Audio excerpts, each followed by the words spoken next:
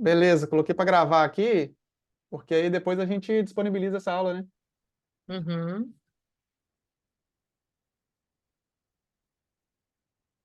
Enquanto eu Muito tô bom. aqui trancado dentro do quarto para transmitir aula, eu tô só ouvindo lá fora, o pau quebrando, a mãe dando quando os dois meninos acabaram de chegar da escola. Aí, tá vendo? Aqui também tá Aí tá tendo. vendo, né? Nossa Senhora!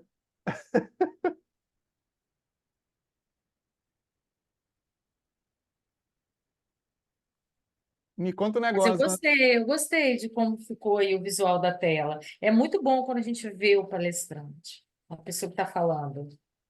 Eu sentia falta disso. Agora o Zoom já tem um tempo já que o Zoom disponibilizou isso. Quando você vai compartilhar a tela, ele te dá a opção de você escolher lá em cima, você consegue até tipo, colocar, de mudar de lado, de colocar para cima, você colocar na frente do slide ou do lado do slide. Eu não gosto de colocar na frente do slide porque tampa, né? Alguma informação, né? É, É, tá. me conta um pouco aí aí no serviço de vocês, como que está a implementação de hidratação ISO, peso calórico, visão dos residentes que estão entrando agora, né? Que essa aula é mais feita para eles, né? Que estão começando agora, para atualização da galera que já está de dentro. Então, nós temos aqui na sala muitos médicos que são da UTI pediátrica. Doutor Pedro está aqui, doutor Mauro. Queria até que ele se Ah, apresentasse aí. Acho que você conhece o doutor Pedro, né? não conheço pessoalmente. Acho que o doutor Pedro eu tinha visto ele aqui, que é da rotina. Eu acho que a Aline, tem uma pessoa nova na equipe que eu acho que está aqui também, não é, Aline? Jojo, tá Sim, aí? Jojo tá aí. Ah, fala, Jojo. Então, então vamos lá. Então, a gente começa e já aborda a sua pergunta aí, o Tá ótimo. Cristiano. Vamos lá. Bom, então boa noite aí para todos que estão participando com a gente desse momento aí, dessa aula que vai começar.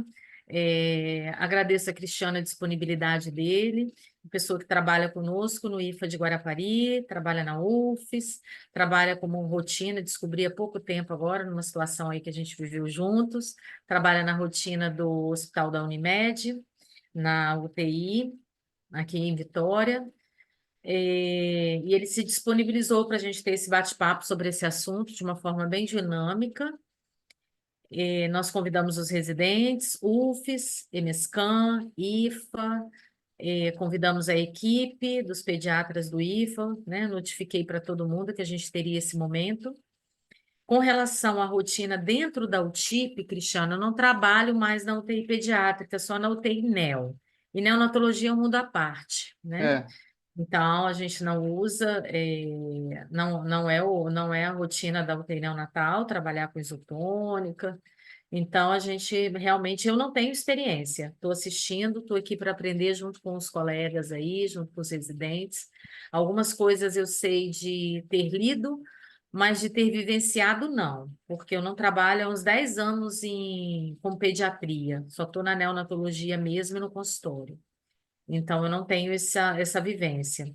Se Pedro estiver aí nos ouvindo, Jojo, Aline, as pessoas, Mauro, as pessoas que estão dentro da UTI pediátrica e quiserem comentar alguma coisa de como está esse processo dentro da UTI PED, fiquem à vontade aí para poder expor, tá Ok, bom? ok, Kátia. Uhum. Cristiano, prazer aí, hein? Já ouvi falar muito de você, muito bem, eu também, da logicamente. mesma forma. Um prazer. Ah, tá ok. Aqui nós realmente o peso calórico é a velha guarda aí que eu faço parte. Realmente é novidade para gente, tá? Quem começou a falar agora foi a Renata, que veio de São Paulo há alguns meses, e agora, né, a turma mais nova, a Aline, a Tainá e a Jojo. Então, a gente usa realmente cálculo Holiday e normal, né? Cálculo normal, mas isotônica já há muito tempo, claro, né? O cálculo pela fazendo a hidratação tipo isotônica há muito tempo, certo? E em pouquíssimas situações, né, que a gente não usa isotônica, né? Algum distúrbio, alguma cardiopatia, insuficiência renal, né? Alguns casos bem específicos, mas de modo geral, o cálculo pela Holiday e a fórmula isotônica, ok? Então, Certo, aí a fim de aprender coisas novas, né? E implantar o que for possível, que for de melhor para os pacientes, ok? certo. Então, vocês fazem o cálculo ainda do volume pelo Holiday, para ter o ponto de partida e usam a isotônica, né? Isso, Não, exatamente. mas vocês estão atualizados, né? O que eu vou falar aqui, assim, a hidratação venosa do peso calórico não é novidade nenhuma, é só uma forma diferente de falar o Holiday, vocês vão entender isso ao final, tá?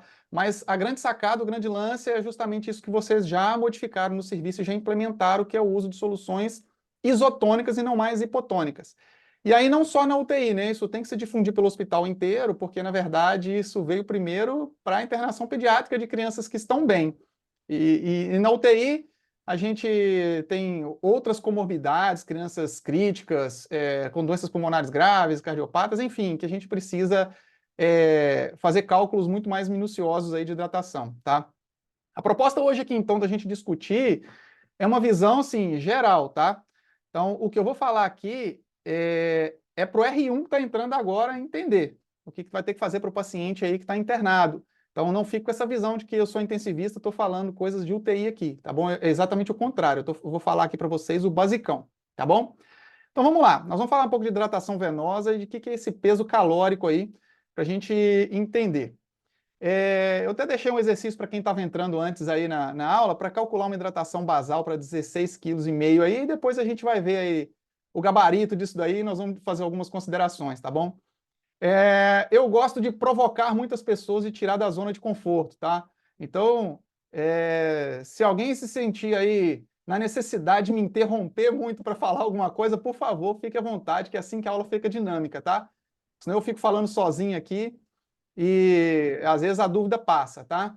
Então, Kátia, Aline, do Pedro, fiquem à vontade aí para me interromper a qualquer momento que vocês quiserem aí, a gente, para fazer essa aula aí um pouco mais dinâmica, beleza? Então vamos lá, eu vou começar já provocando vocês aqui, espero que as imagens estejam boas aí. Eu tenho 3 figuras na tela aí para provocar vocês. Na primeira figura, um médico em um livro antigo, sedando um paciente aí usando um lenço bebido em éter, pronto para fazer uma cirurgia. Na segunda tela, eu tenho um sanguessuga que já foi muito utilizado aí como sangria terapêutica. E a figura da direita do pulmão de aço, é a imagem de Paul Alexander, que viveu até este ano. Foi a última pessoa que viveu dentro de um pulmão de aço, que era aí uma máquina que ventilava por pressão negativa. Ele viveu de 1952 até este ano, isso é uma curiosidade.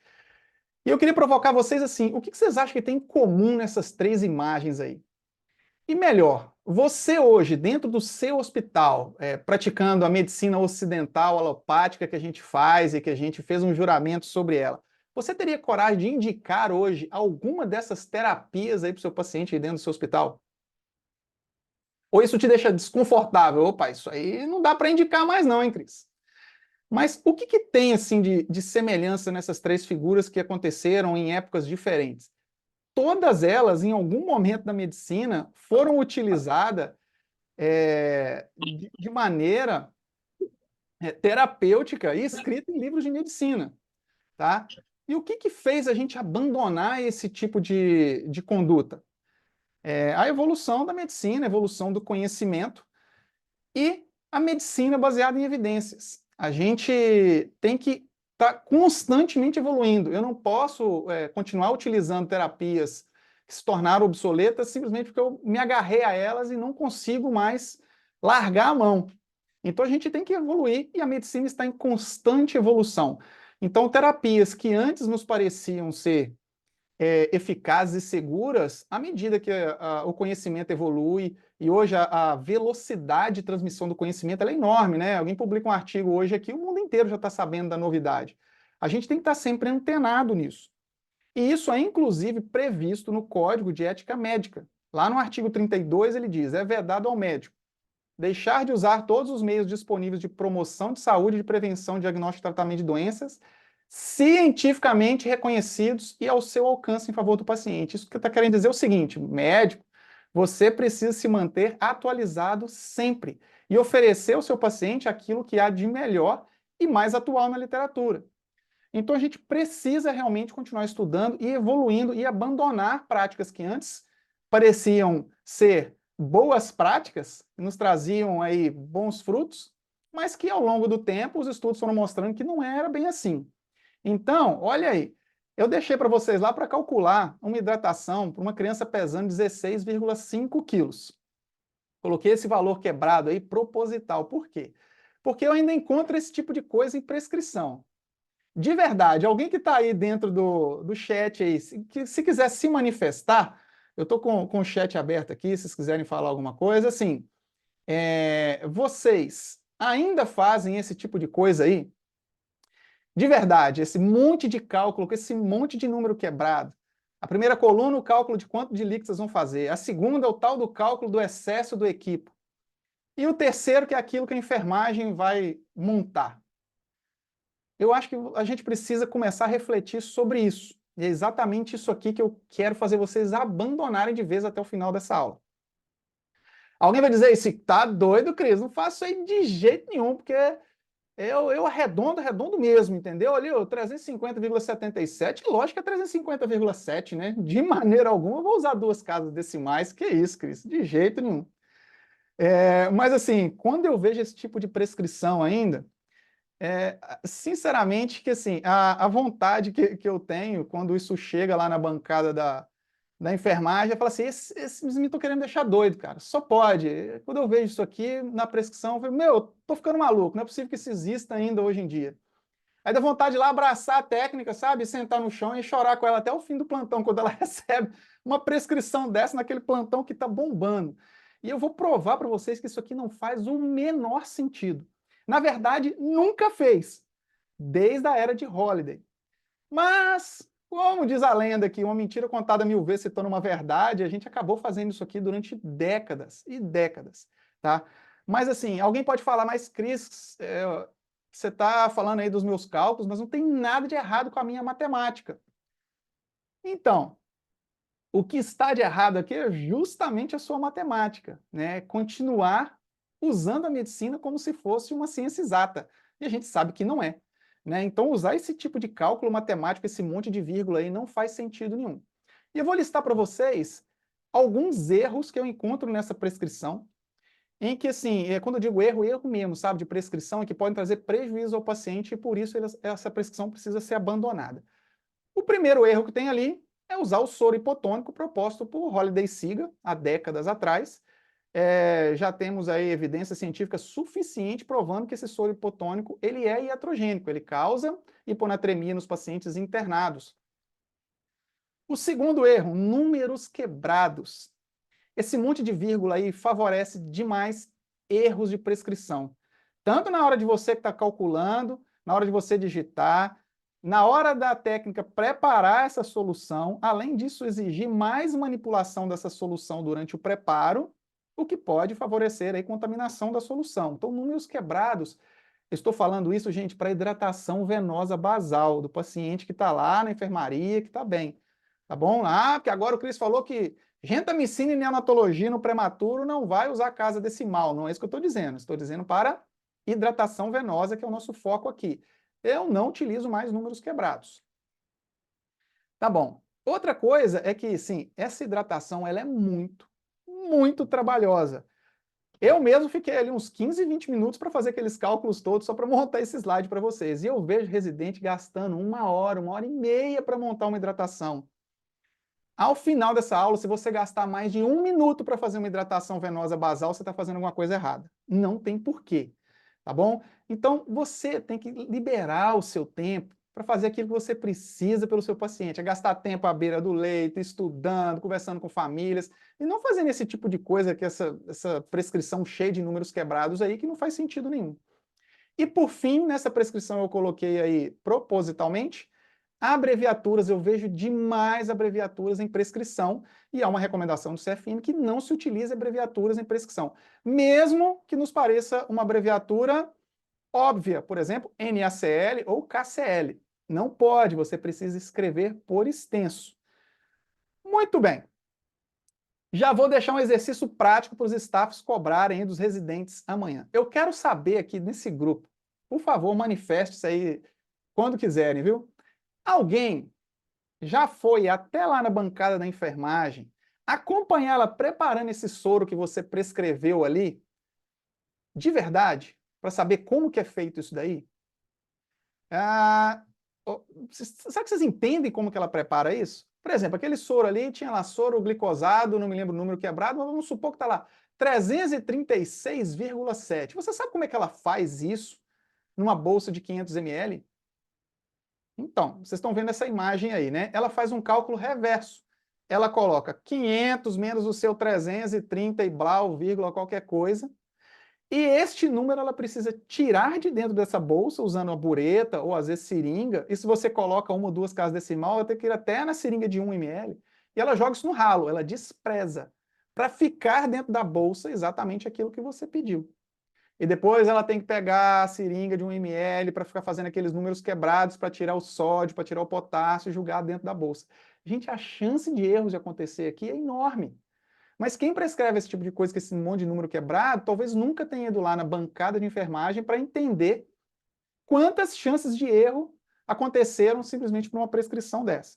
Então tá aí exercício prático para você que é residente, ó, vai chegar amanhã, na primeira prescrição que você liberar, você vai lá e vai colar na tecla e falar assim, ó, quero ver você preparando isso daí, tá bom? Então vai acompanhar o preparo de uma hidratação venosa. Muito bem, e de onde vieram esses cálculos, famigerados cálculos com vírgula, desse trabalho aí? É uma outra pergunta que eu quero fazer aqui para todo mundo aí. Quem aqui, de todos, dos mais antigos aos mais novos, já estudou de verdade o artigo original que gerou essa fórmula matemática aí que todo mundo usa para prescrever aí esse monte de vírgula aí? Esse aí é o artigo original de Holliday e Seeger que gerou essa conta. Olha quando ele foi publicado. Gente, dá quase 70 anos atrás. Na Pediatrics, de 1957. Tá aí, ó, as necessidades hídricas de manutenção em fluidoterapia parenteral. Malcolm Holliday e William Seeger. Então agora, eu vou mudar aqui do PowerPoint para compartilhar com vocês aqui uma tela para a gente desenhar algumas coisas aqui. Espero que esteja aparecendo para vocês aí. Se não estiver aparecendo, por favor, vocês me sinalizem aqui, tá bom? Vamos lá, vamos desenhar algumas coisas aqui para a gente entender. Então tá aí, para vocês não falarem que eu estou inventando, eu trouxe recortes do artigo original e para provar algumas coisas para vocês. Então, o Malcolm Holliday é um cara sensacional, com muitas publicações, com livros e artigos publicados, chefe de departamento durante muitos anos lá nos Estados Unidos. Ele era um nefropediatra. Tá? E o seu fiel escudeiro, que era o William Seeger. O que rolou com esses caras? Eles estavam lá na década de 50 e com uma enorme dificuldade de encontrar algum trabalho que desse aí subsídio para que você escolhesse melhor quanto de volume de líquido você tinha que fazer para o seu paciente quando você internava. Porque eles trabalhavam, poxa, a vida do pediatra, né? Crianças muito pequenas, 2, 3 quilos, numa ponta, às vezes na mesma unidade de internação, um adolescente de 70 quilos na outra, né? Então, assim, a gente tem uma variação de peso e de idade, de metabolismo e de diferenças de acordo com a idade muito grande dentro da pediatria. Então, eles sentiram a necessidade de buscar na literatura alguém que tivesse feito isso já. E aí eles fizeram uma revisão da literatura. E, pasmem, eles não encontraram nenhum trabalho que dissesse isso. Nenhum trabalho. Aí eu peguei e agora você pode tirar a conta de documentos. Tem alguém com o microfone aí ligado que ficou bem alto aqui. Aí vamos lá. Então, assim, para quem acha que o Holliday e o Seeger fizeram algum trabalho, algum RCT, algum estudo experimental que chegasse a esses cálculos mirabolantes que eles fizeram nessa fórmula aí, se engana. Nunca houve nenhum trabalho experimental. O que eles fizeram? Quando eles revisaram a literatura e falaram, cara, não tem ninguém dizendo pra gente quanto que eu tenho que dar de volume do menino pequeno, do médio e do grande. Então, o que nós vamos fazer? Vamos criar nossa regra. E olha o que eles colocam ainda na primeira página do artigo. Eu preciso muito mostrar isso aqui para vocês entenderem. Ele está falando aqui que a linha do meio do gráfico, essa linha aqui que nós vamos estudar daqui a pouco, do meio do gráfico, ela foi construída a partir de uma fórmula que eles criaram. E ela olha isso daqui. Deixa eu tirar isso aqui. Esta fórmula é necessariamente arbitrária. O que quer dizer isso? Quer dizer que eles não fizeram nenhum cálculo para gerar esta fórmula. Isso foi tirado da cabeça deles, totalmente empírico. Espera aí, se isso é arbitrário, foi tirado da cabeça deles, é empírico, por quê? Que eu estou usando matemática e 2 casas decimais, pelo amor de Deus. Eu vou provar para vocês. Bora ver o que esses caras fizeram, tá?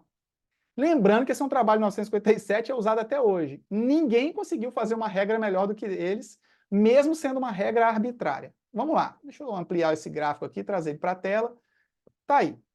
Bom, apesar deles não terem encontrado nenhum trabalho que falasse sobre reposição hídrica basal no paciente internado, eles encontraram alguns trabalhos que falavam sobre gasto energético. E um desses trabalhos chamou a atenção deles, que ele estratificou exatamente como eles queriam, por peso. Esses caras fizeram um estudo aí, e eles estabeleceram quanto tinha aí de média de um gasto basal de uma criança, que eu vou colocar para vocês aqui nessa linha. Deixa eu colocar uma linha bem alaranjada aqui para vocês conseguirem acompanhar.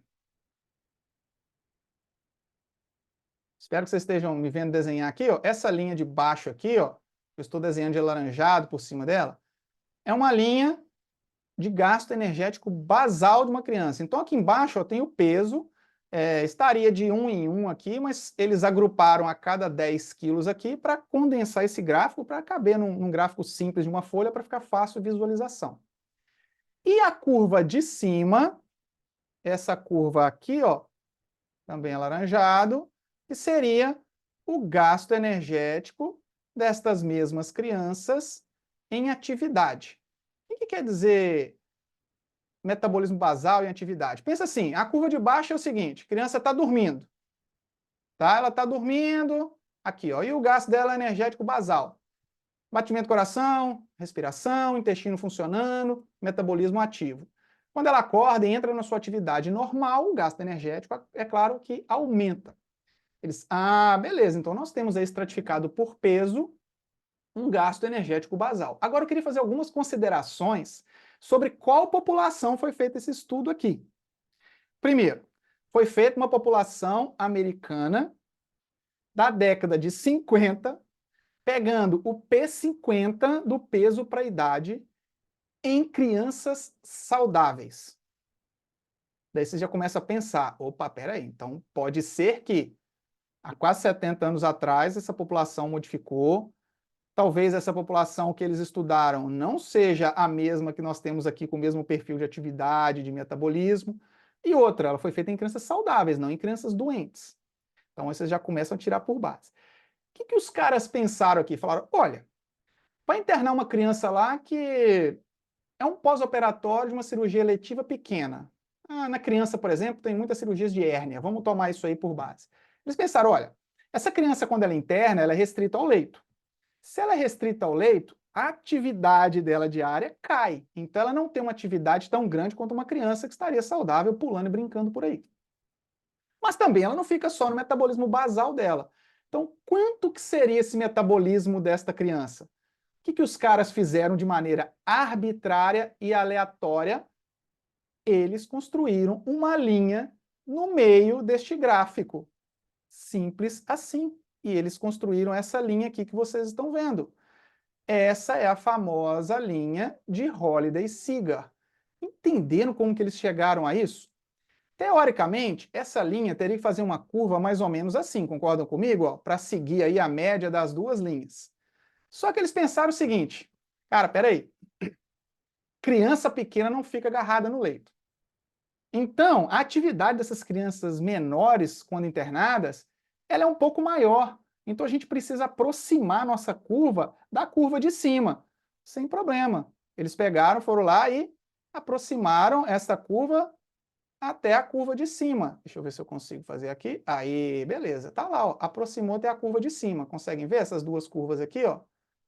Elas são bem próximas. À medida que essa criança cresce, vamos dizer que ela vai ficando mais entediada, vai ficando mais restrita ao leito. Então essa curva começa a se distanciar da curva de atividade e começa a vir mais para o meio, até que ela chega realmente no meio e fica constante, porque aí essa criança fica restrita ao leito. Tem cabimento um negócio desse? Vocês estão entendendo agora que eles não fizeram nenhum experimento para chegar a este cálculo? Foi uma curva totalmente arbitrária de um raciocínio. Raciocínio, diga-se de passagem, excelente. Tanto é que perdura até hoje esse cálculo aí do Holiday-Sigar para a gente em relação a volume. Tá, Cris, mas beleza, já entendi. Mas assim, cara, esse gráfico está falando aí de gasto energético. E você está falando para mim que a gente usa para repor líquido nessa criança que está internada. Pois bem, qual a correlação que eles fizeram? É o seguinte, o conceito de caloria é a energia necessária para se elevar em 1 grau Celsius 1 grama de água. Então existe uma relação de 1 para 1 no gasto energético e da água. Esse raciocínio ele é feito também para o nosso organismo. O que quer dizer isso? O nosso metabolismo ativo gasta energia para as nossas atividades, metabolismo, seja mais intenso ou menos intenso, e isso, como produto, vamos dizer assim, que gasta água, elimina água, gera água nesse produto metabolismo, na relação de 1 para 1, a cada quilocaloria, 1 ml de água. E a gente elimina isso do nosso organismo. Na urina, metade disso tudo é eliminado na urina, e a outra metade é naquela perda que a gente não consegue contabilizar. Perda pela respiração, sudorese, evaporação, fezes, às vezes com mais ou com menos água, então é chamada perda insensível.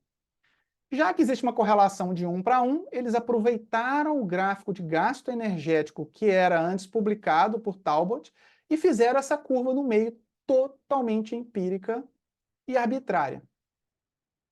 Espero que estejam todos acompanhando até agora. Por favor, se alguém não estiver entendendo, não estiver conseguindo acompanhar, sinaliza aí, interrompe a aula, liga o microfone e fala comigo, beleza?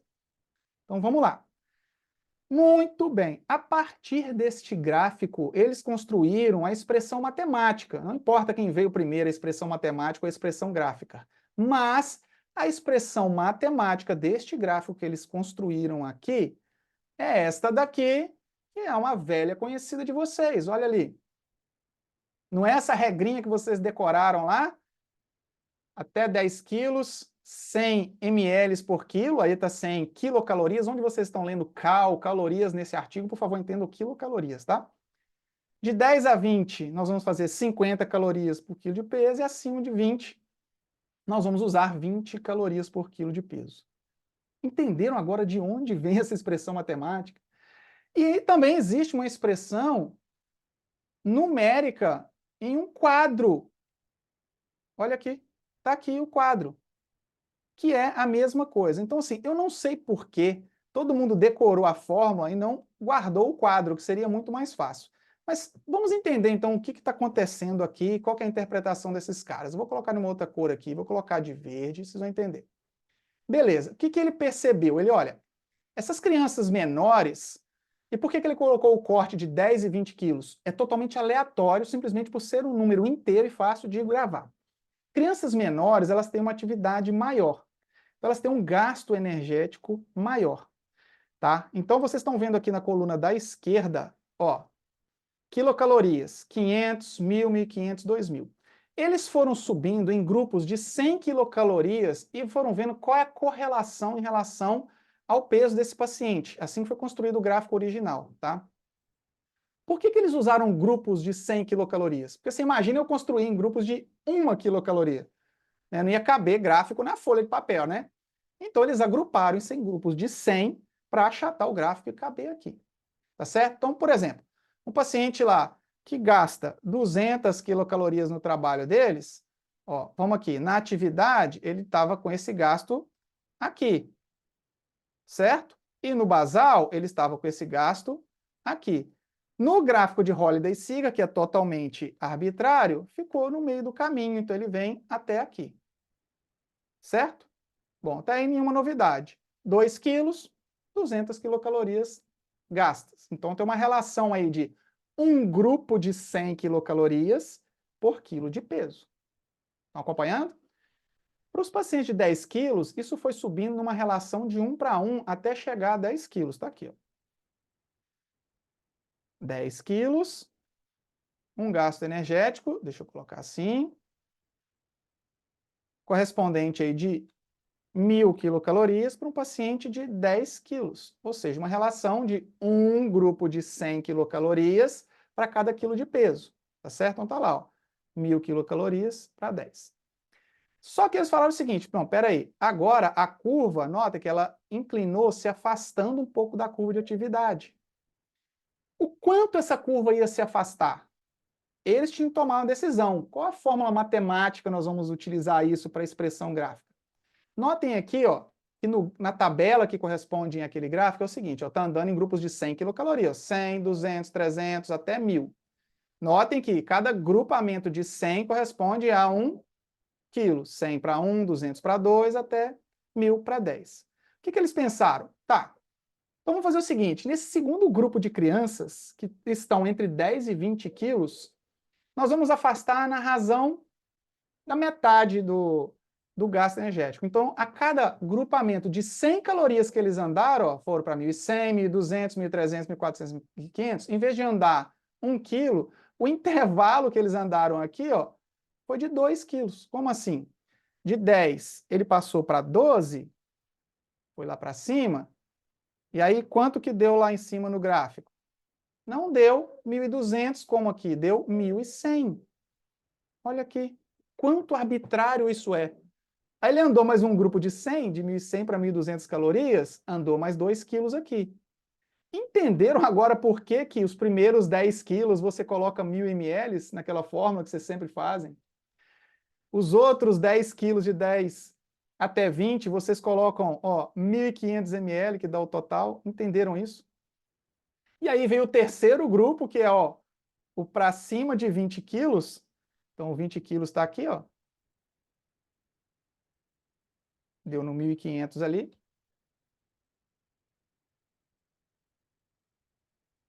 Afastou ainda mais. Eles pensaram, e agora? Quanto nós vamos afastar esse gráfico aqui, lá da curva, para chegar no meio? Bom, se aqui nós usamos 1 para 1, aqui nós caminhamos de 1 para 2, então aqui nós vamos caminhar de 1 para 5. Alguém deve ter levantado a mão e falar, não, acho que é 4, outro, eu acho que é 3,5. O cara falou, acho que é 5, e o 5 ganhou. Então é isso, olha só. Continua andando a cada grupo de 100 calorias. 1.600, 1.700, 1.800. Só que a cada vez que eu ando aqui, ó, de 1.600 para 1.700, agora eu ando 5 quilos de peso. Por isso que dá essa relação.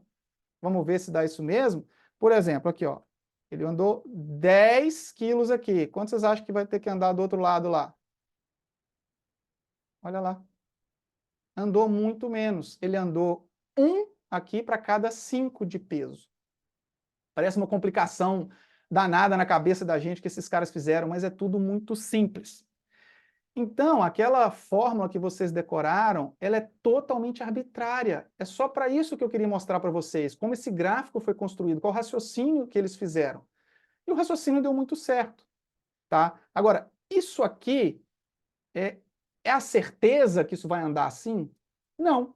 Eles queriam, na verdade, só um ponto de partida, para aí sim raciocinar em cima do paciente e colocar quanto que eles iam fazer para eles. Tá bom? Então, assim, a primeira coisa que eu vou perguntar para vocês estão vendo vírgulas aqui no peso? Essa coluna aqui é a coluna de peso. Ó, 1, 2, 3, 5, 10, 12, 20, vai até 95. Vocês estão vendo vírgula aqui? 4, alguma coisa, 6, alguma coisa. Não tem vírgula aqui, que a intenção dos caras era criar uma tabela simples. Como assim simples? Vamos lá. Caso prático. Internou uma criança aí de 5 meses, pesando 6 quilos, estou chutando, hein? Para fazer uma cirurgia aí de hérnia e vai ficar em jejum muito tempo, eu quero colocar uma hidratação para ele. Quanto que seria um basal calculado por ele? Você vem aqui e vê, 6 quilos, eu tenho que receber 600 ml no dia. Acabou. Para que vocês continuam fazendo conta? Não tem porquê. Entenderam isso? Uma criança de 14 quilos, quanto que seria um basal para ela? Está aqui, ó, 1.200. Simples assim, e vocês continuam gastando 1 hora fazendo conta do cálculo do Holiday-Siga. Durante décadas fizeram isso. Eu fiz isso durante décadas. Até estudar o artigo original. Nunca mais fiz um cálculo na minha vida. Tá bom, o paciente tem lá 18 quilos. Vamos ver.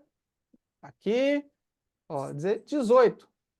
1.400 ml no dia. Isso seria o basal para ele. Ficou claro isso para vocês?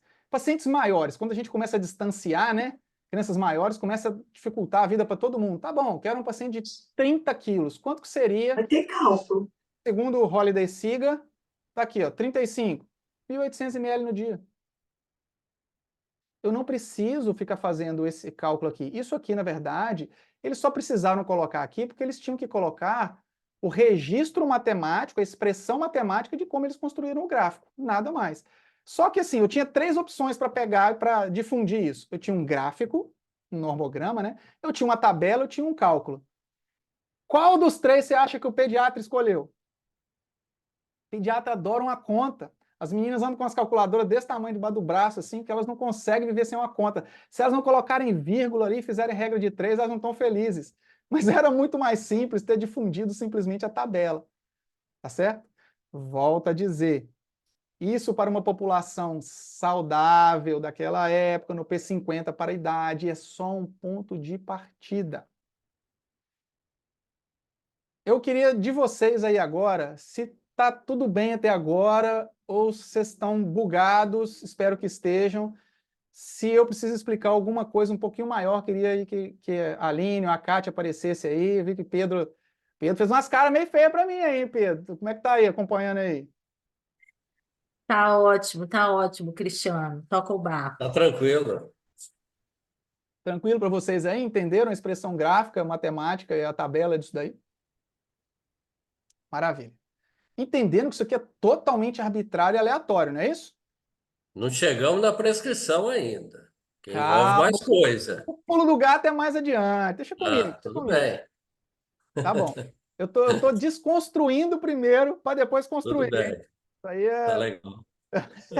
é o que vai rolar lá na frente. Então, muito bem. Em relação aqui a como o Holiday-Siga construir o raciocínio deles, beleza. Agora, nós vamos partir para uma outra coisa. Se vocês estão achando isso daqui, falando, cara, não é possível que esses caras fizeram isso daí, que isso é tão arbitrário assim. Eu vou falar para vocês agora como que eles chegaram na solução, na composição da solução deles. Eu acho que a minha câmera fechou para vocês, para mim ela fechou. Sumiu a minha imagem? Você sumiu, Fechou o sim, slide tá está sem aí. mais. Ah, só um segundo.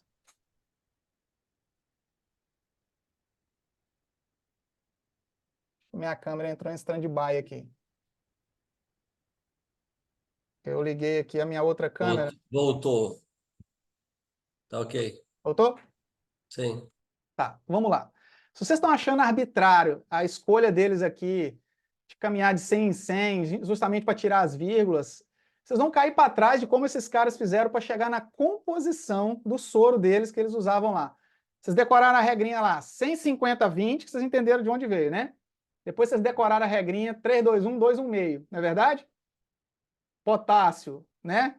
3-2-1, desculpa, o sódio 3-2-1 e o potássio 2-1,5, né? Você sabe de onde veio o raciocínio dos caras? Buscaram lá na literatura e não encontraram ninguém que dissesse qual era a melhor solução para se usar em pediatria. O que eles pensaram? O que criança se alimenta? Leite. Criança se alimenta de leite. Maravilha. Então, sabe o que nós vamos fazer? Nós vamos pegar o quanto que esses meninos tomam de leite e nós vamos ver qual a composição de sódio e potássio disso, e é isso que nós vamos ofertar para eles. Tá, mas tem criança que toma leite de vaca, tem criança que toma leite materno. Beleza, a gente vê a composição dos dois e tira uma média. Acreditem, é exatamente isso que os caras fizeram. Tá aqui, ó. Eles pegaram lá ó, a composição do leite humano, a composição do leite de vaca, quantinho de sódio, cloro e potássio, e fizeram essa conta aí, tiraram a média e pronto, e colocaram. E eles mesmos colocam aqui em cima, olha isso daqui. a necessidade eletrolítica de manutenção é ainda menos precisa do que o cálculo de volume. Espera aí. Eu estou há meia hora aqui tentando convencer vocês de que esse cálculo aqui do volume é totalmente arbitrário, os caras me falam que a solução deles, a composição é ainda mais arbitrária. E isso perdurou durante décadas e décadas e décadas.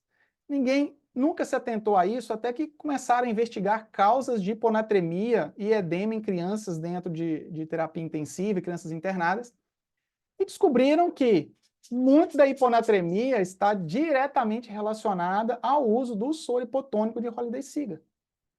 Poxa, eu me lembro de ter lido um editorial em uma dessas revistas aí, pô, a galera caindo de pau em cima dele, o cara ainda vivo foi lá se defender, falou, não, peraí, pô, eu fiz o meu trabalho anos atrás aí, vocês agora que lutem aí para melhorar isso daí, já fiz a minha contribuição. Então eu queria que vocês dissessem para mim se está tudo bem aí até agora com essa esmiuçada que eu dei aí no artigo original de Holiday Ciga da Pediatra 1957. Vou fazer para vocês um resumo então até agora, hein?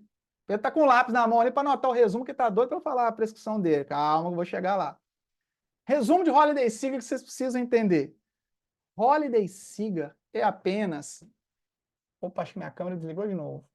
Ela é apenas um ponto de partida. Não serve para cálculo matemático exato. Então, tomem cuidado com isso. Tá? Deixa eu colocar minha outra câmera aqui. Tem uma imagem pior, mas pelo menos ela não vai desligar mais. Beleza aí, né? Então, vamos lá. Então, tomem cuidado com isso. Ele é só um ponto de partida. Não usem como isso matemático ou como verdade, que a criança precisa receber 100% do Holiday lá, tá? Outra coisa, vamos lá. Ele é totalmente arbitrário.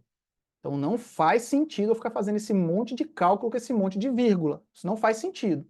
Tá? Eu entendo isso como um erro. E para quem conhece isso daí, ó, que isso é um disquete, os meninos novos residentes devem saber nem o que é isso, vocês precisam entender que Holiday Ciga está obsoleto. Principalmente em relação à composição da solução de Holiday Ciga. Então, se vocês não vão usar éter para sedar paciente, não vão usar sanguessuga para fazer sangrias terapêuticas e nem ventilação com pressão negativa, vocês não podem mais utilizar solução hipotônica de Holiday Ciga. Nem em paciente que está no pronto-socorro ou na pediatria internado. Muito menos na UTI. Que fique claro isso para todo mundo. Essa solução caiu por terra. E já existe referência suficiente para a gente abandonar isso. Então, eu nunca vou usar Holiday, nós vamos usar Holiday exatamente como o Dr. Pedro está usando lá na UTI dele para os pacientes dele. A gente vai usar para saber um ponto de partida, qual é o peso calórico. Ah, agora vem o pulo do gato. O que é o peso calórico? Qual o conceito disso? Uma unidade de um peso calórico é cada conjuntinho daquele de 100 quilocalorias que eu falei para vocês. Lembram lá na tabela que eles foram caminhando de 100 em 100 quilocalorias no trabalho do Talbot para condensar isso no gráfico e caber lá para todo mundo? Então, alguém foi lá e falou assim, cara, para eu saber quanto seria um peso calórico desse paciente, para ficar fácil eu calcular uma hidratação, ou quanto que ele precisa receber de volume no dia, então eu vou definir como peso calórico sendo quantas unidades ou quantos conjuntos de 100 calorias ele tem. Cara, entendi nada, Cris, viajei aqui. Então, presta atenção, olha lá. Paciente, 5 quilos. Ele não vai precisar receber aqui, ó, 500 ml no dia? Quantos conjuntos de 100 calorias? 5. Certo? É claro que o paciente até 10 quilos vai ser 1 para 1, né? O paciente tem 10 quilos, precisa de 1000 ml. Então, quantos conjuntos de 100 ele tem? 10. Então, entenda que peso calórico não é nenhum conceito novo. É só um nome a mais que eles deram para esse conceito colocado aqui no trabalho de Holiday Ciga. Nada mais que isso. Depois, a gente vai andando aqui, lembra de 1 para cada 2 quilos, ó, 2, 14, 16, 18, 20. Então, quanto seria aí o peso calórico de um paciente de 16 quilos? Está aqui, ó, 16 aqui embaixo, seria em torno de 1.300 ml. Quantos conjuntos de 100 quilocaloria? 13. Então, o peso calórico de um paciente de 16 quilos é 13. Acabou, é só isso o peso calórico. Quanto que seria de um paciente de 45 quilos? Está aqui, ó, 20 conjuntos de 100, peso calórico de um paciente de 45 quilos é 20. De um paciente de 60 quilos, 23. Então, assim, Você com essa tabela aqui no seu PDF, ou grudado lá do computador onde você trabalha, você nunca mais vai precisar fazer esse cálculo de Holiday Sigla, porque você já sabe um ponto de partida de quanto de volume esse paciente precisa receber no dia. Eu não estou dizendo que um paciente de 16 quilos precisa necessariamente receber 1.300, é só um ponto de partida para raciocínio. Tá, Cris, mas então aí, naquele seu gabarito lá, você pediu para calcular de um paciente de 16,5 quilos. E não tem 16,5, eu vou ter que usar a fórmula para chegar nesse aí. Pera aí, galera. Pelo amor de Deus. Você realmente acha que isso vai fazer diferença aqui? Olha a diferença de 16 para 18, quanto que aumenta no dia? 100 ml. Ele não colocou vírgula aqui de propósito, que não é para você usar a vírgula. Então, o paciente tem 16,5 quilos, quanto que seria o peso calórico dele? 13. 17 quilos, 13. 17,5, sei lá, arredonda para 18, põe 14. 100 ml no dia inteiro não vai fazer diferença nenhuma para esse paciente seu. Então, entendemos aí de onde veio o raciocínio do Holiday Sigla para chegar nesse volume, que ele é totalmente arbitrário, é só um ponto médio para a gente ter de partida e raciocinar. Ora, chega um paciente lá que tem aí, vou colocar aí 20 quilos, o peso calórico seria 15, beleza. O paciente, vamos colocar 3 situações para ele. Supondo que esse paciente chegou aí, para fazer uma cirurgia eletiva, ele vai precisar de uma hidratação basal.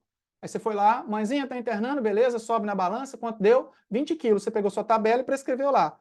500 ml de 8 em 8, acabou sua prescrição. Acabou a prescrição, é isso.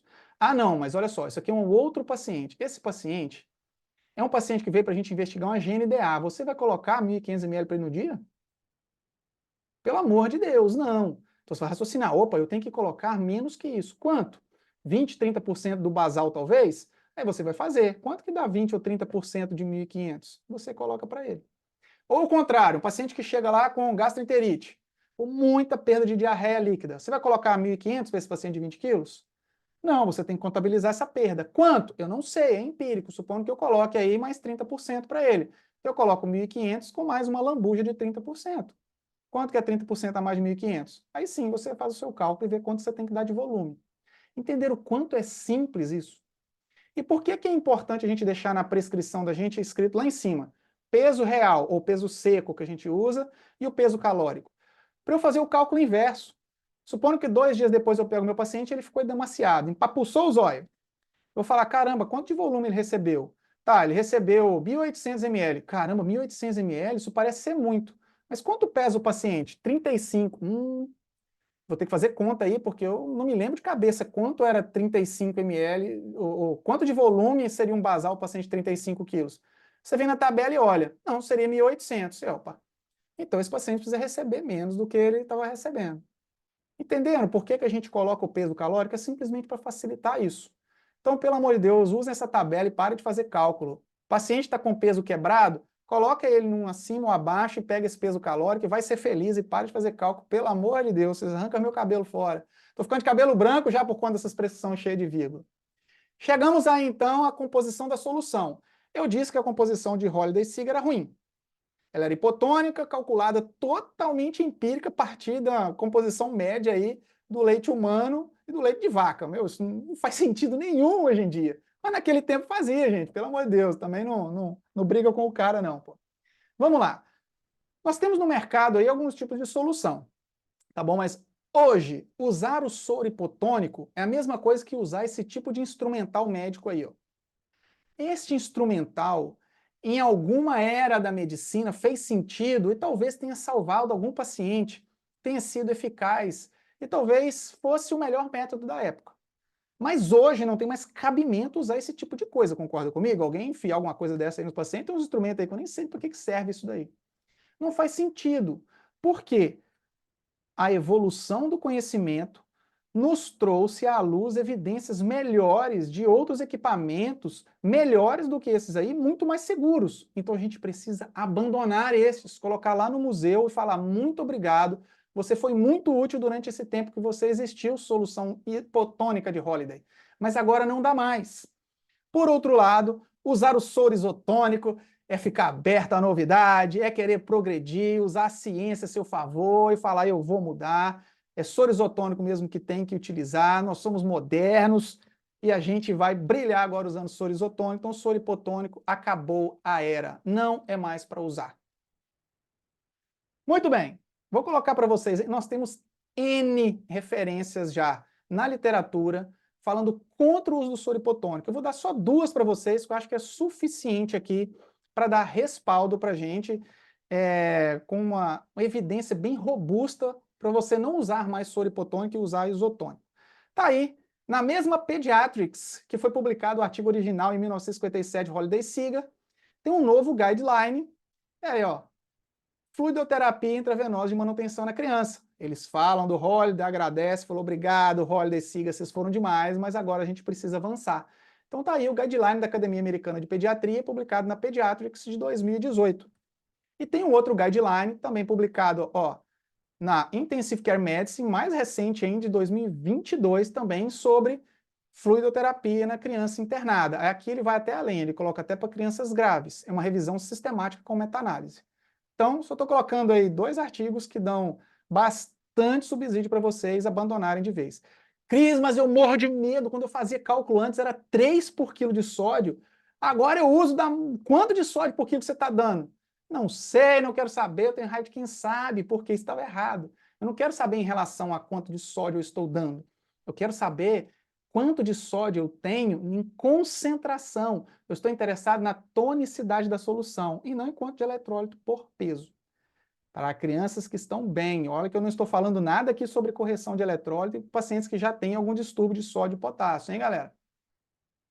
Muito bem, o que nós temos disponível no mercado aí de soluções? Temos soro glicosado, eu estou falando isso do frascão, tá? Soro glicosado em diversas apresentações, 500, 250 e 100. Nós temos fisiológico, 500, 250 e 100. Nós temos ring lactato. Então, são as que a gente mais utiliza aí do frascão. Então, vocês notem que não tem aí nenhuma solução que seja adequada à pediatria. Ó, fica a dica aí da galera mais nova que está precisando fazer aí TCC, trabalhos, mestrados, doutorados. Por que vocês não criam aí uma patente para fazer um soro pediátrico? Que podia ter isso no mercado, né? Igual você pede um soro fisiológico glicosado, um ring lactato, você pede lá, pô, me vem uma solução isotônica pediátrica. Entendeu? Não existe no mercado essa solução. Então nós vamos ter que montá-lo de maneira artesanal, como nós fazíamos com a solução de Holliday. Só que agora, meus caros, é muito mais simples. Então o que vocês vão fazer a partir de agora? Vocês vão pedir, se é que ainda não tem no serviço de vocês, a TI para incluir um item de prescrição chamada solução isotônica pediátrica, ou simplesmente hidratação venosa pediátrica, é como nós temos lá no nosso serviço. Hidratação venosa pediátrica ou solução isotônica pediátrica. O que vai ter lá já dentro dessa prescrição pronta para vocês, que vocês não vão precisar nem escrever nada? Vai estar montado assim lá dentro da prescrição os itens. Primeiro, um soro glicosado a 500 ml, certo? Vai ter 2 ampolas de NaCl a 20 ml. E vai ter uma ampola de KCl a 10%. Ou, se você trabalha em São Paulo, lá utiliza muito mais o 19.1, você vai usar metade aí, 5 ml. E acabou. Você já pede ele para atrelar os componentes da prescrição para sair na farmácia, e naquele seu quadrinho onde fica escrito, está escrito exatamente assim, soro glicosado a 5%, 500 ml. Cloreto de sódio a 20%, 20 ml. Cloreto de potássio a 10%, 10 ml. Tá, mas Cris, e aí? Como é que eu vou fazer a prescrição disso daí? Vamos lá.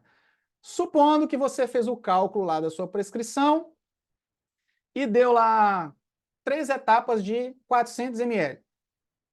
Tá certo? Porque você calculou lá, era 1.200 ml que você ia fazer no dia. O que eu vejo as pessoas fazendo? Elas vêm aqui e tiram todo o brilhantismo dessa solução aqui e volta a fazer cálculo. Não, peraí, se era 400, eu vou fazer proporcional aqui 400 do soro, eu tenho que ver quanto de NaCl e KCl e vou montar. Não, para com isso! Monta a sua solução, entenda que... Faz de conta que ela veio pronta assim de mercado para você. Pegou uma bolsa lá de solução pediátrica. Se você vai infundir só 400 ml dessa bolsa, é simples, você pendura a bolsa inteira com os 530 ml, e programa 400 ml a cada 8 horas, infundir tantos ml hora. Acabou. Não tem que ficar tirando nada lá de dentro. O excesso do equipo já está aí de lambuja aí dentro. Entenderam isso? Eu sei que muitas pessoas têm medo, quando estão fazendo, por exemplo, no pronto-socorro na enfermaria, que não tem bomba de infusão, que é no gotejo. O medo delas é, Cris, eu programo lá para correr 400 ml. Aí o menino fica lá, e aí corre mais do que os 400, porque na bolsa tem 530, ou corre risco até de entrar ar.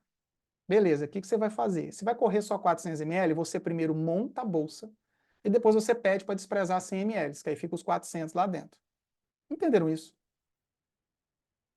Então você não precisa ficar montando ela com o número quebrado. Ela vai ser sempre assim. Sempre. 500, 20 e 10. É até fácil, né? Porque você olha ali, ó, soro glicosado 5 para 500, 20 para 20, 10 para 10. Então é muito fácil de gravar isso daí, tá? Essa bolsa confere uma quantidade de glicose, uma referência até de um livro que eu gosto muito, que é do Nelson, Tratado de Pediatria, que ele fala lá, até 3 a 5 dias uma criança que fica em jejum, recebendo uma hidratação basal com glicose a 5%, é a quantidade de glicose suficiente para que ele não entre em cetose. Uma criança que está bem, tá certo? Então ele está recebendo volume adequado, ele está recebendo uma quantidade mínima de glicose para ele não entrar em cetose, ele está recebendo um soro isotônico em relação ao meio, que está aí na casa de uns 130 max litros de sódio, e ele está recebendo um soro com uma composição de potássio que também é muito aproximada do que a gente tem no nosso plasma, para evitar distúrbios de potássio. Aqui está dando em torno de 25 max litros. Cris, mas quanto por quilo eu estou fazendo isso? Não sei. Não estou interessado mais nisso. Isso aí eu vou deixar depois para outra aula, quando a gente vai fazendo correções hidroeletrolíticas. Isso é outra história.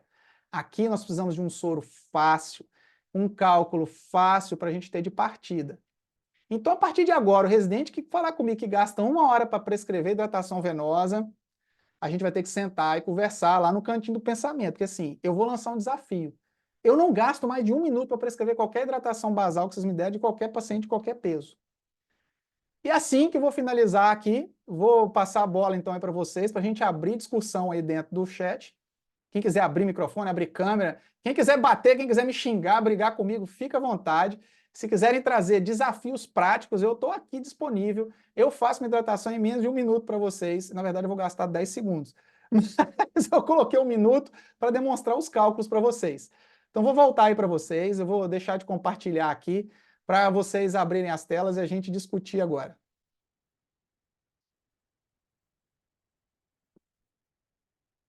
Kátia, Pedro, Aline, fica à vontade aí para retomar. Parou de compartilhar aí para vocês? Acho que sim, né? Parou sim, tá ótimo. Ô, Cristiano, eu não entendi a finalidade do peso calórico. Peso calórico é o seguinte, é o peso de Holiday que eles deram outro nome. Lembra lá que, por exemplo, quando eu tinha Não, 20... lá eu entendi. Como chega, eu entendi, tá tranquilo. Mas para que eu vou usar isso? Tá, vamos lá. Supondo que você está com um paciente aí de 25 quilos. Você tem na sua cabeça gravado o quanto que seria um basal para ele, que ele precisa receber de líquido no dia? Não, mas chego fácil lá. Então, na verdade, é para você chegar fácil justamente nisso. Por quê? Porque as pessoas, o que elas iam fazer? Opa, peraí, elas iam pegar o peso do paciente, elas iam fazer aquelas contas todas, elas iam chegar que o paciente de 20 quilos, ele ia precisar de 1.500 ml no dia, e aí eles iam ver quanto que ele está recebendo, quanto que aquilo era do basal, tá certo? Quando você faz isso, aí beleza, no dia seguinte, outra pessoa vem lá e, opa, esse paciente aqui demaciou, quanto que ele está recebendo? Aí alguém vai lá e faz de novo a conta reversa. A gente usa esse termo peso calórico só para deixar registrado lá em cima, porque você bate o olho e você já sabe quanto que ele precisa de basal. Se eu te disser que o peso calórico está lá, o paciente pesa 20, o peso calórico é 15, 1.500. Entendeu? Se ele tem um peso calórico de 18, 1.800. É só para isso, mais nada. Então todo mundo está pensando que o peso calórico é uma novidade, é uma coisa nova. Não é, ele é de 1957 de Holiday. Só que alguém veio depois e deu um outro nome para isso. Entenderam isso? Então, assim, vocês usam o peso calórico desde que vocês usam Holiday, só nunca deram esse nome. Não, acho que vale a pena reforçar a questão do peso calórico, principalmente quando a gente calcula o balanço hídrico do paciente. Por quê?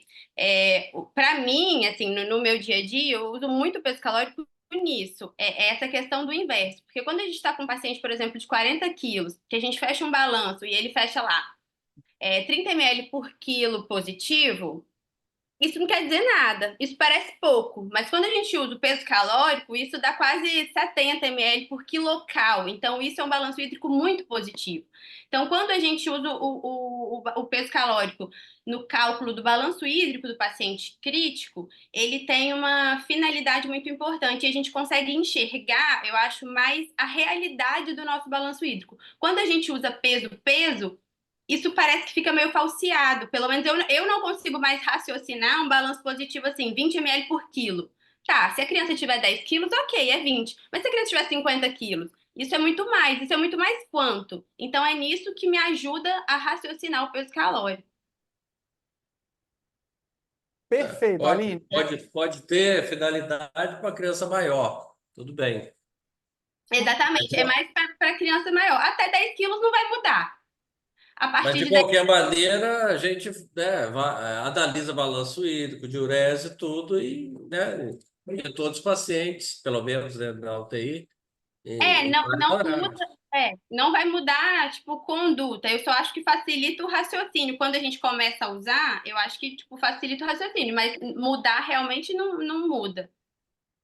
Foi perfeita a colocação da Aline. É que assim, se vocês se entendem conversando por quilo, não tem problema nenhum, porque às vezes a gente está falando a mesma coisa. Olha, o paciente positivou em 24 horas 250 ml total, tá certo? Vocês estão falando que ele positivou 250 ml, é um paciente, eu vou pegar aqui, ó, de 20 quilos. Estou fazendo a conta aqui. 250 ml, ele positivou, nossa senhora, 12,5 ml por quilo, tá certo? Agora, 250 ml por peso calórico, ele positivou mais de 20. Vocês estão dizendo a mesma coisa, só que com nomes diferentes. Ele continua positivando os mesmos 250 ml. Então, assim, para quem vai prescrever uma hidratação basal de uma criança que está no pronto-socorro, está na enfermaria, esquece, isso aqui não faz diferença nenhuma para vocês. A gente que está lidando com crianças mais graves é que a gente está contando cada ml que entra e que sai, e hoje a gente tem literatura, isso muito, muito, muito claro, que balanço positivo na UTI acima de 48 horas aumenta enormemente mortalidade. A gente precisa fazer um balanço muito mais justo, muito mais fino. Então, assim, se eu fiz o cálculo usando o peso calórico para saber quanto que era o basal desse paciente, vocês só não usaram o nome peso calórico, vocês usaram a regra de Holiday. Não faz sentido eu calcular quanto que ele vai receber por uma unidade e o quanto que ele está positivando por outra unidade. Então vocês têm que fazer a mesma coisa. Entenderam o que eu estou dizendo? Que assim, o Holiday é o peso calórico, vocês só nunca usaram este nome, mas vocês sempre utilizaram a regra de Holiday. Ah, paciente que está com distúrbio eletrolítico, isso me facilita demais também. Espera aí, eu vou precisar mudar isso daqui, vou precisar fazer uma reposição de eletrólito ou de glicose para esse paciente. Pacientes menores, usar peso ou peso calórico isso não vai fazer diferença nenhuma. Mas quando você tem pacientes muito grandes, pô, estava com um paciente esses dias lá de 80 quilos. Então, assim, para nós pediatras, é muito difícil a gente saber isso. Então, eu sei mais ou menos o peso calórico, quanto seria um basal para ele. O adulto não está nem querendo saber disso. 80 quilos, bota frasco para correr uma a cada 6 horas lá e pronto, né? Então, assim, essa questão de peso calórico, eu vim justamente para desmistificar que isso é uma coisa nova, isso é uma novidade, isso está vindo de São Paulo, está vindo de fora. Não é nada disso, a gente usa isso desde 1957. A gente só nunca deu esse nome. Então, a gente utiliza a regra, nunca deu o nome, mas ele é importante para a gente saber justamente que os pacientes mais pesados, eles não vão receber tanto volume por quilo, né? Isso é fácil de entender porque os bebezinhos eles têm uma composição corporal de água muito maior do que os maiores, um metabolismo mais acelerado. Então eu quis, na verdade, só esmiuçar de onde chegou isso. Minha intenção era provocar vocês para saber que esse cálculo é arbitrário, parar de usar vírgulas e parar de usar a solução isotônica. Desculpa, hipotônica. A gente passar a usar a solução isotônica para ofertar líquido para esses pacientes. Eu dificilmente começo com um paciente que acabou de internar comigo com 100 ml de peso calórico, tá? Eu geralmente começo com 80, porque eu sei que eu vou precisar de margem depois para tirar, tá bom? Mas é isso, estou aberto aí a mais questões, mais perguntas aí. Eu tenho uma pergunta, Cris. Sim, manda aí. Tudo bom? Deixa eu colocar o quê? Você montou o soro aí com soro glicosado 5, NaCl é 20 e KCl é 10. Uhum. A gente faz ao contrário, a gente faz com soro fisiológico e acrescenta a glicose e o potássio. Tem algum erro nisso? Não tem erro nenhum. Eu, durante um tempo, também fazia assim, porque era o que a gente tinha em recomendação em literatura. Aí começa a vir alguns outros trabalhos, aí entra também a galera da farmácia sobre disponibilidade, sobre custo, sobre isso, sobre aquilo. E agora a gente acabou fechando nisso, eu uso isso em todos os serviços. E por que que eu também adotei esse? Porque a maioria dos serviços usa esse. Então é muito mais fácil, né? Que todo mundo está usando, fica muito mais fácil aí o intercâmbio de comunicação. Mas, via de regra, não tem erro nenhum, porque você vai continuar tendo lá água, glicose, sódio e potássio, todos na mesma proporção, tá? Mas esse aqui é o que a gente usa, já está pronto para a gente ir lá. Eu só clico lá, vem assim, hidratação venosa pediátrica, tá tudo certo, ele só me coloca assim, volume total da etapa e velocidade de infusão. É só isso que eu coloco, não mexo mais nada. Eu acho bom a gente ver também com a farmácia. Provavelmente essa aí que você apresentou deve ficar mais barato. Em torno de É, 50%, Pedro, eu já tive essa É, curiosidade. porque exatamente. aqui Isso é uma coisa que a gente deve mudar. a gente montou HV isotônica pediátrica, igual você falou, só que a gente fez soro fisiológico, glicose 50 e o KCL é 10. Sim. Então, fazendo da sua fórmula, fica mais barato, então. Acho que vale a pena checar aí, acho que já até trouxe informação para a gente aí a Kátia, né? Mas isso também foi uma solicitação da farmácia na época, quando a gente estava fazendo esse soro, de modificar para esse daqui. Mas os componentes estão todos lá, né? E o que você falou coisa importante, como a maioria das pessoas já está acostumada com essa formulação, até as pessoas mais antigas, na hora que ainda prescrevem um soro mais antigo, vai ser mais fácil para eles, né, olharem e adaptarem, né? Sim. O que mais? Cadê os residentes aí para fazer pergunta para eles? Bota os residentes para trabalhar aí, Aline. Eu estou esperando os residentes até agora, o Cristiano. Já estou olhando aqui na lista de presença, não estou vendo, não. Pouquíssimos. Eu estou esperando, ninguém vai desafiar para fazer o de 1 minuto, não. Eu vou começar a desafiar os residentes agora. Falar com eles. Se você gastar mais de 1 minuto para escrever hidratação, eu vou começar a tirar ponto seu do estágio, hein? Fala com eles aí.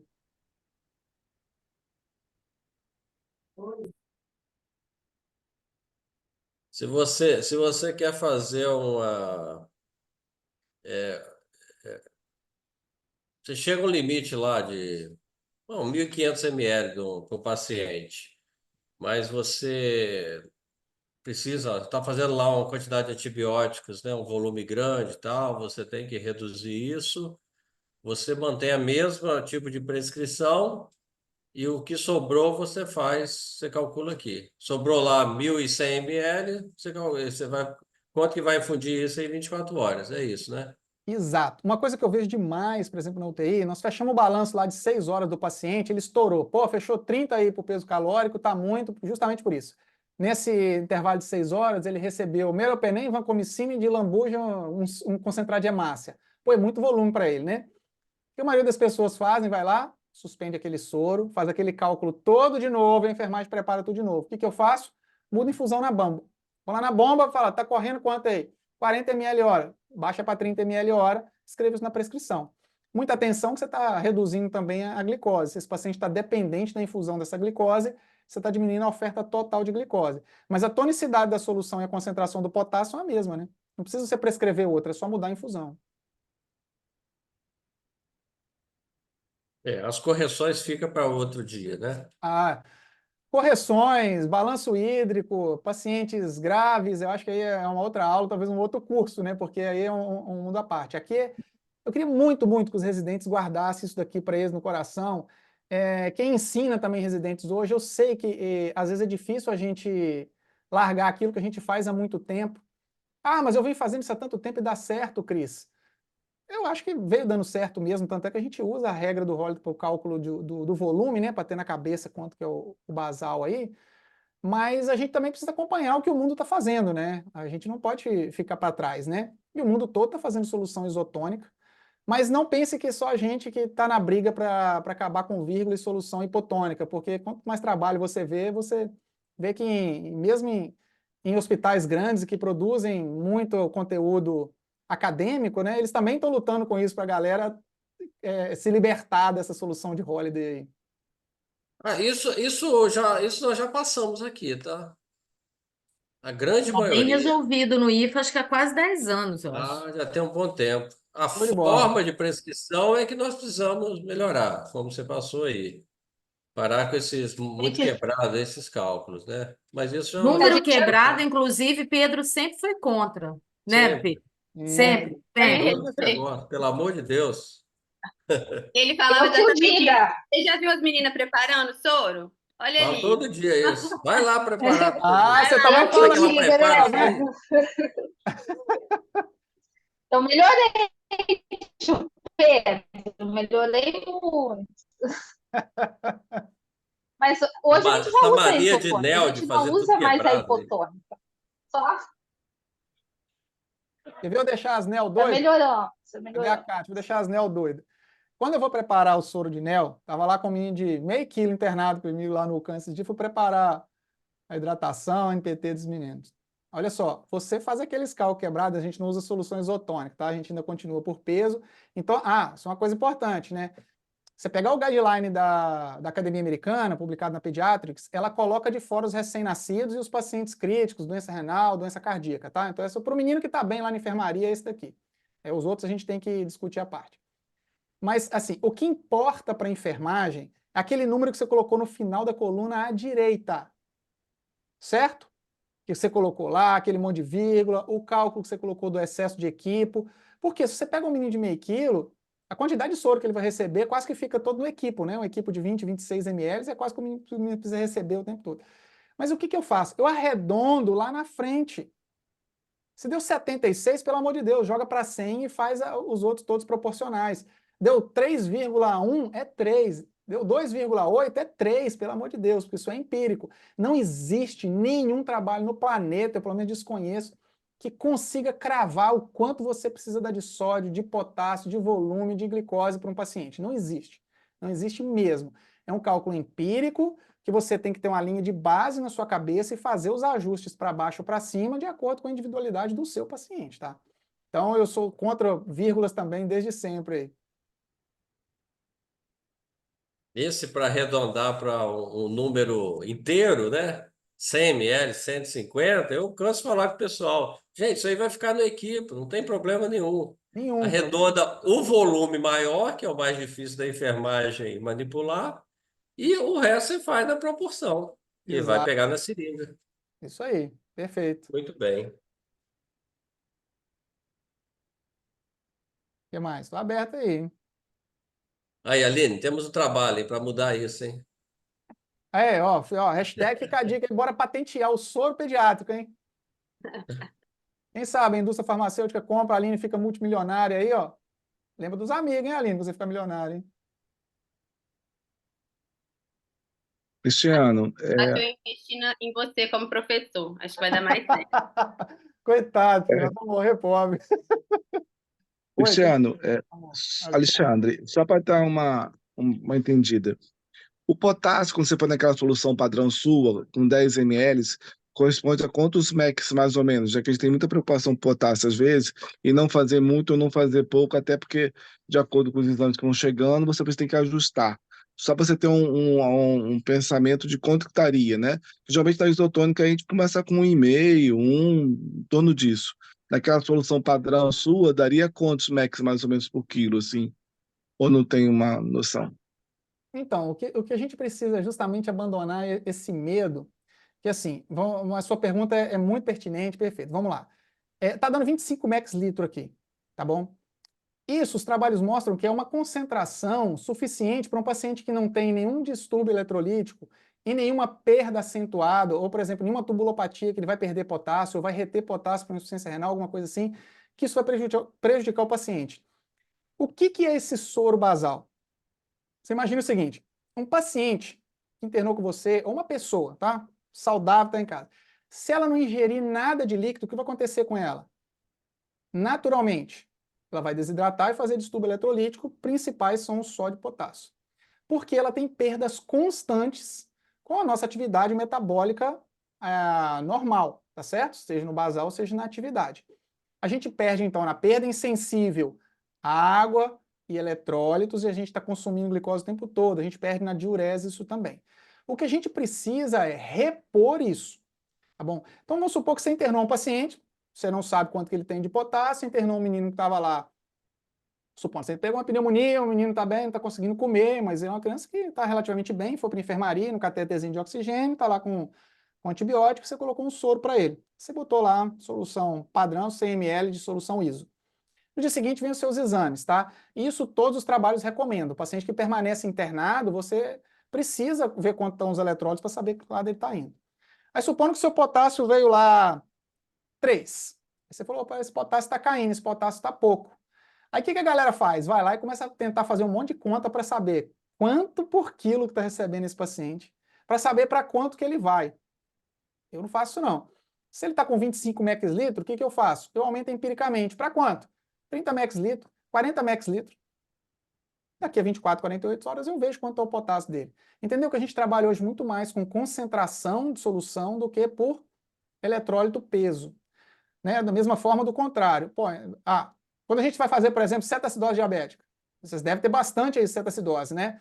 Quando entra o paciente com cetacidose, o que a gente fala? O potássio, mesmo que esteja normal, ele está baixo por conta da acidose metabólica. Quando você começar a corrigir isso, o potássio vai despencar.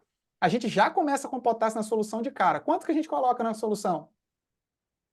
40 max litro. Aqui 40. Exatamente. O que você vai fazer? Em vez de colocar 10, você coloca 15 ml. Acabou. Não precisa ficar calculando. Tá pronto já. Em vez de 10 é 15. Eu estou dando bizu para vocês aí. Certo? Aí você foi lá e, opa, caiu demais o potássio, porque a acidose metabólica corrigiu mais rápido do que eu imaginava na cetacidose. O potássio do menino caiu para 3. Ainda não está para corrigir, mas se eu não tomar conta, isso vai aumentar. O que eu faço? Aumento para 60 max litro e espero o próximo exame. Entendeu isso? Então a gente não tem muito medo assim do potássio. As limitações do potássio são muito mais em relação à concentração. Então, até 90 max litro, 80 max litro, dependendo da referência, você pode fazer em periférico, acima disso você vai ter que fazer na central. Tá certo? E também em max quilo-hora. Quando a gente vai fazer uma correção de potássio, o que a gente faz? Faz 2 mac aí para correr em 4 horas. Estou correndo meio mac quilo-hora, entendeu? Então eu não fico calculando quanto por peso mais, eu calculo a concentração. E mudo empiricamente e vejo quanto deram os exames. Mas a pergunta do Alexandre, nessa solução, vai dar em torno de 26 ml, né? Isso aí. 25, 26. Se você pensar no paciente de 10 quilos, 2,6 ml. Aí entra o peso calórico para te facilitar. Você entrou com basal 100, o paciente tem lá 18 de peso calórico, você vai simplesmente fazer essa divisão que você fez aí. Por 10 é muito mais fácil, né? Entendeu? A gente calcula tudo pelo peso. Alguém chamou aí.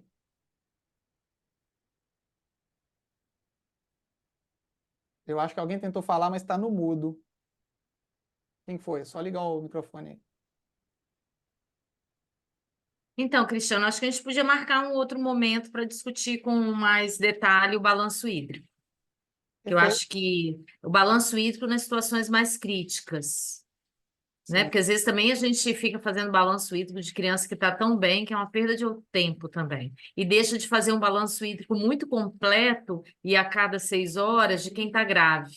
Perfeito. E às vezes eu percebo Exatamente isso na UTI, que a gente trata o muito grave e o pouco grave quase que da mesma forma. É.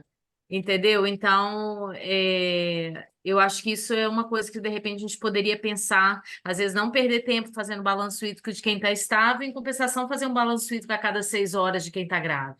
Perfeito. E balanço hídrico mesmo, né? Não só somar o que entrou através de líquidos, de fluidos, e o que saiu através da diurese, mas sim com detalhe.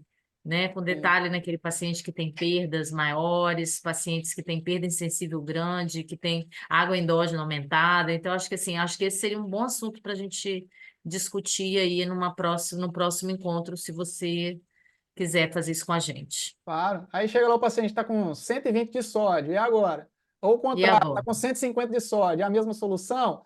Mas é o que você falou, é um outro passo, é uma outra visão, paciente mais crítico, que não é Sim. isso aqui que a gente está falando.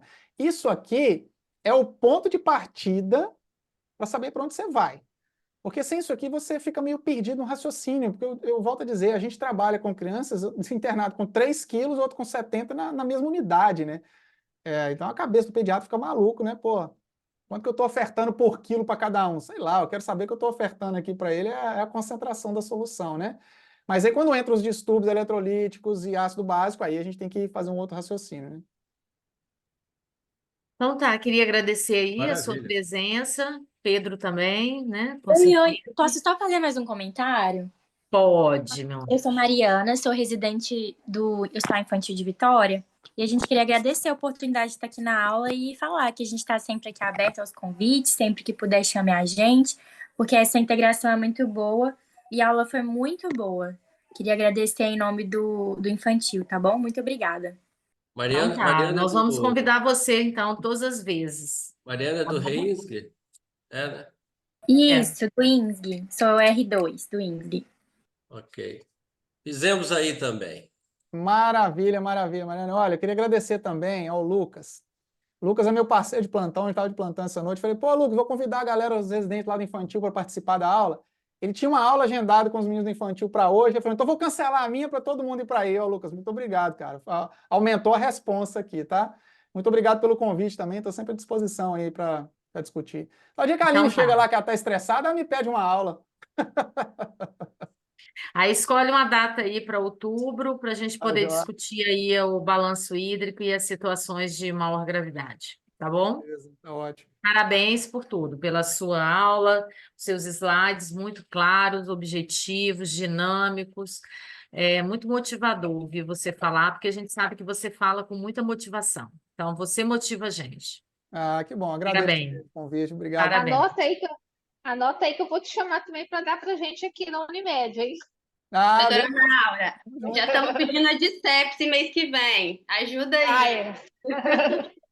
A gente faz o bolo, junta todo mundo. Aí. A melhor coisa é juntar todo Sim, mundo consegue juntar. e eu mandei o convite hoje para a Unimed. Coloquei no grupo da Unimed. Eu reforcei para todo mundo hoje também, tá no grupo também. Então tá, boa noite, colegas. Foi Beleza. muito Boa bom. noite, pessoal. Até mais. Muito obrigado. Até a próxima. Tá.